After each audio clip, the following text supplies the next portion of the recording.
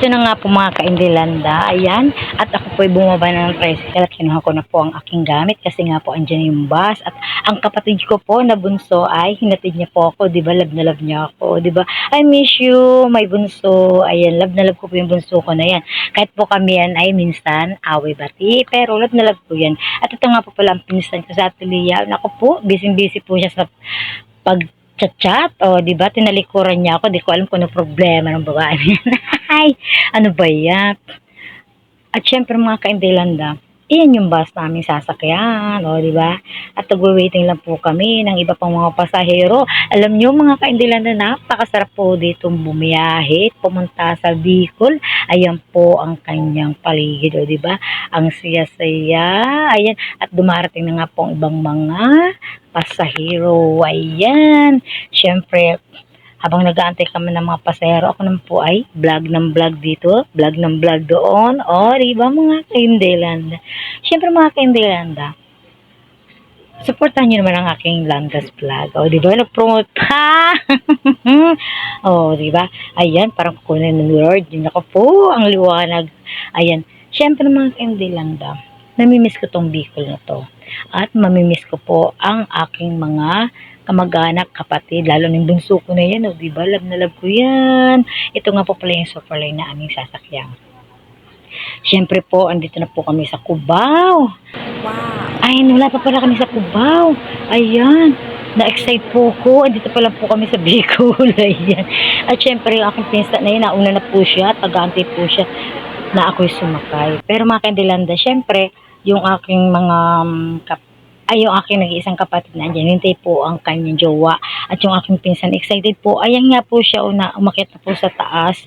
Ayan. At syempre, ayan, umakyat na nga po ako sa itaas. At ako nga po iuupo na. At syempre, yung kapitbahay namin, ayan, ayun, kapitbahay pala ng pinsan, nung kapatid ko. Ayan.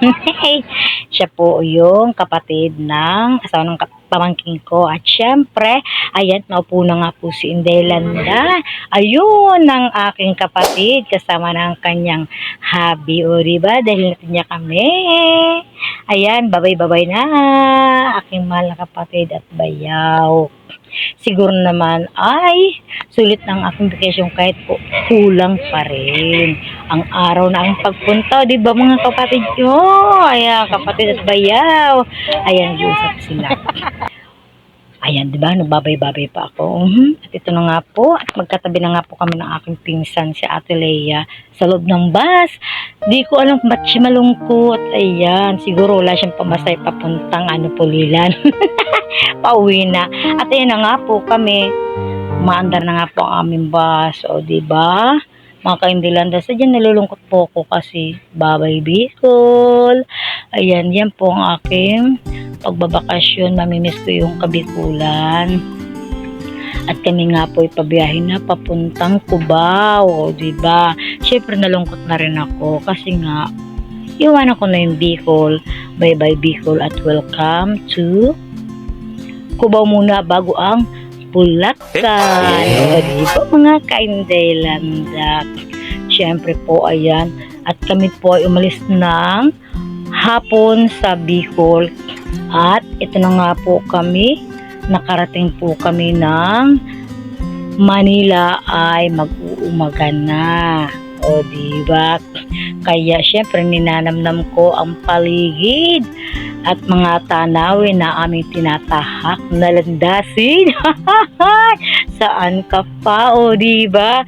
Bitin man yung bakasyon ni Indelanda. Masaya naman po ako kasi nakasama ko yung aking mga kamag-anak. Ang saya po, diba? Kaya lang po may work po ko at may taping pa, kaya syempre umuwi na agad ako. At yun na nga po ang kamay nila. Nagtataasan ang building, mga kaindilanda. Sa palagay nyo ba hindi ako maliligaw dyan? Ako po sa tuwing line up sa taping, natatakot po ako mag-proceed kasi minsan naligo na rin ako dito. So kamay nila, alitalbet lang naman. At syempre, yung hinabol ako ng aw-aw, diba? O, mga kaindilanda, tingnan nyo yung paligid ng kami nila. Nag-uumaga na ako nang dumating. O, diba? Syempre mga kaindilanda, yung mga building na yun, dati wala pa yan. syempre yung mga flyover. At syempre, dito po, yung unang dating ko dito sa Maynila, wala pong mga ganyan-ganyan. Yung akos na mga tulay, mga flyover, wala pang ganyan.